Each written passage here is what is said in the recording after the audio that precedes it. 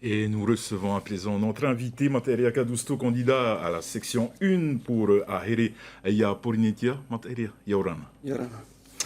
Alors, on vient de le voir dans le sujet précédent, les familles défavorisées, mais aussi les classes moyennes subissent de plein fouet l'augmentation du coût de la vie. Beaucoup de foyers dans lesquels les deux parents travaillent ne parviennent plus à s'acheter un logement. Que comptez-vous faire si vous êtes aux commandes du pays? Alors oui, tout à fait. Ces problématiques-là, elles sont urgentes. Et malheureusement, jusqu'à présent, les politiques n'ont rien fait pour une bonne partie de la population. Nous comptons proposer des choses concrètes pour la population. Parce que notre parti est composé de personnes qui viennent de tout horizon. Et nous sommes partis dans les quartiers. Nous avons rencontré les gens et nous avons compris. Nous vous avons compris. Et nous avons proposé une série de mesures, dont la première qui sera actée dans les 3 mois après la mise en place du gouvernement, la suppression de la taxe sociale. Alors ce n'est qu'une mesure parmi tant d'autres, mais qui pousse à considérer finalement les gens. Et c'est notre but. Parce qu'aujourd'hui, nous sommes rendus compte que les politiques actuelles ont méprisé le Nouna. Et aujourd'hui, on nous dit la suppression de la taxe sociale, ce n'est pas possible. N'écoutez pas les politiques qui vous disent ça. Ce sont des politiques qui servent leur intérêt. Écoutez-nous. Nous avons Nouya Bloré, qui est un expert en économie et qui garantit donc de trouver d'autres solutions viables et sur le long terme. Le pays accuse un retard de l'ordre de 15 000 logements. Comment faire pour rattraper ce retard et comment faciliter les sorties d'indivision? Alors nous avons une série de mesures sur le sujet. La première, c'est nous sommes rendus compte en allant rencontrer les gens qu'il y a un problème à l'OPH. Il y a un problème à l'OPH et nous souhaitons réformer cette institution pour garantir l'accessibilité au logement. Des personnes que nous avons rencontrées ont payé pendant près de 20 ans leur logement et ne sont pas propriétaires. Quelle est la réponse des politiques aujourd'hui?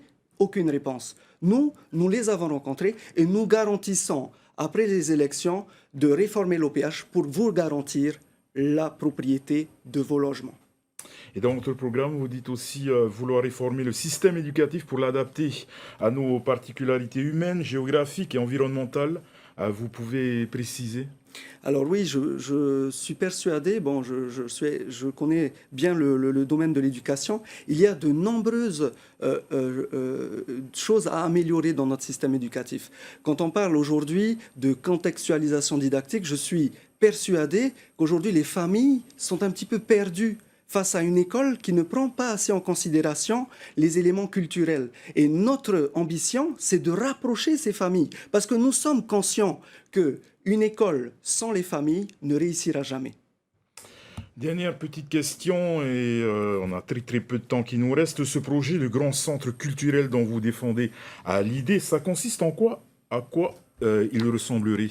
Alors l'idée, c'est... on n'a pas encore la maquette du projet, mais l'idée, c'est de reconnecter les jeunes à leur culture. Et c'est pour ça que nous souhaitons que les 5 archipels soient représentés. C'est une ouverture que nous souhaitons également au monde. Et c'est comme ça que nous comprendrons, que nous réussirons, et c'est la tâche des politiques et des aînés, de transmettre notre culture à nos enfants. Transmettre la culture à vos enfants, c'est quelque chose de... Enfin, à nos enfants, c'est quelque chose de très important pour le parti. C'est quelque chose de très important, de fondamental, et nous croyons, malgré l'ensemble des politiques qui sont passées, qu'elles soient autonomistes ou indépendantistes, qu'ils n'ont pas fait ce qu'il fallait.